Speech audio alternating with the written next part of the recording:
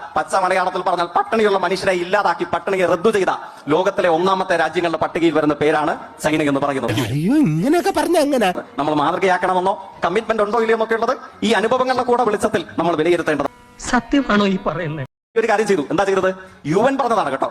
Global hunger ഇൻഡെക്സിന്റെ rate ലോകത്തിൽ കുറച്ചു കൊണ്ടുവരുന്നതിൽ 2024 ഏറ്റവും കൂടുതൽ സംഭാവന ചെയ്ത ഒന്നാമത്തെ രാജ്യങ്ങളുടെ പട്ടികയിൽ വരുന്ന പേരാണ് ചൈന എന്ന് പറയുന്നത്.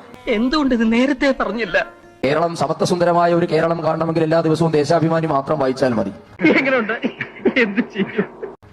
സ്ത്രീ പീഡനമില്ലാത്ത, മോഷണമില്ലാത്ത, പട്ടിണിയില്ലാത്ത, കൊലപാതകമില്ലാത്ത, തട്ടിക്കൊണ്ടുപോകലില്ലാത്ത, ബലാത്സംഗമില്ലാത്ത ഒരു കേരളം കാണണമെങ്കിൽ കൈരളി ചാനലും ദേശാഭിമാനിയും മാത്രം സ്ഥിരം പ്രേക്ഷകരായാൽ മതി എന്നതുപോലെയാണ് ചൈനയുടെ അവസ്ഥ.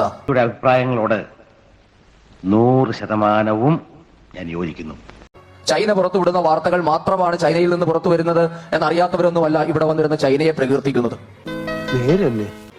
ഗൂഗിളോ ഫേസ്ബുക്കോ പോലും നിരോധിതമായ ഒരു രാജ്യത്ത് സ്വന്തം പൗരന്മാരെ 24 മണിക്കൂറും സ്റ്റേറ്റ് സർവൈലൻസിൽ വെക്കുന്ന ഒരു രാജ്യത്ത് 180 കോടി ജനങ്ങളുള്ള ഒരു രാജ്യം, ആ രാജ്യമാണോ നിങ്ങൾക്ക് മാതൃകയാകേണ്ടത്? അതല്ല ഉദ്ദേശം. ഞാൻ പിന്നെ ചൂടാണ്ട് AC ഒന്നും ഇല്ല. അത് അവരുടെ AI മോഡലാണോ നിങ്ങൾക്ക് വേണ്ടത്? അവിടെ ജനാധിപത്യം ഉണ്ടോ? മാധ്യമ സ്വാതന്ത്ര്യമുണ്ടോ? നിങ്ങൾ ഈ പറയുന്ന സാമൂഹ്യ മാധ്യമങ്ങൾ ഏതെങ്കിലും ഉണ്ടോ ചൈനയിൽ? ചൈനീസ് ഗവൺമെന്റ് മോണിറ്റർ ചെയ്യാത്ത ഒരു മാധ്യമവും അവിടെ ഇല്ല. എന്നെ സംശയിക്കരുത്. സെൻസർഷിപ്പിൽ ഏർപ്പെടാത്ത ഒരു വാർത്തകളും ചൈനയിൽ നിന്ന് പുറത്തു വരില്ല. അതാണോ നിങ്ങളുടെ ഇൻഡെക്സ്?